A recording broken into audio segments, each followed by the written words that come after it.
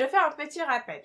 Les vertèbres sont des os qui se superposent pour former la colonne vertébrale qui va contenir la moelle épinière et les différents nerfs. La moelle épinière est tout simplement le centre de commande des messages nerveux au sein de l'organisme. La moelle épinière va recevoir l'ensemble des messages qui vont arriver avec les nerfs pour les transmettre au niveau du cerveau. Il arrive que ces disques sortent de leur emplacement habituel et partent comprimer un nerf ou une racine nerveuse qui se trouve au niveau de la colonne vertébrale. Les racines nerveuses sont tout simplement le lieu d'émergence de différents nerfs qui vont aller innerver différents organes. Cette compression du disque sur le nerf ou la racine nerveuse va provoquer d'importantes douleurs. Lorsque ce phénomène touche les vertèbres qui se trouvent au niveau du bas du dos, eh bien, il s'agit du lumbago. Lorsque les vertèbres concernées sont au niveau du cou, il s'agit d'un disque cervical. Alors, l'hernie intervertébrale peut aussi provoquer des douleurs au niveau des bras ou des jambes en fonction des nerfs ou des racines nerveuses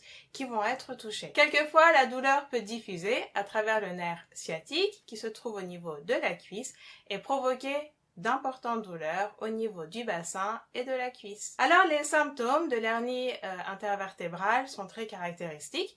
On retrouve des douleurs. Si jamais le disque est lésé, eh bien une inflammation peut apparaître. La personne peut ressentir des fourmillements ou des engourdissements au niveau des bras ou des jambes. Pour éviter l'hernie discale, il est conseillé de limiter le port de charges lourdes, de boire régulièrement de l'eau, d'éviter les talons trop hauts qui vont entraîner une cambrure au niveau du dos, de faire de la musculation et de se muscler les muscles du dos, notamment avec la marche rapide. Il est aussi très important d'éviter de rester trop longtemps dans la même position. J'insiste aussi sur le fait qu'il est essentiel de bien maintenir sa posture en gardant le dos droit. Les séances de kinésithérapie, de relaxation ou de yoga permettent également d'avoir des exercices adaptés par rapport à cette hernie.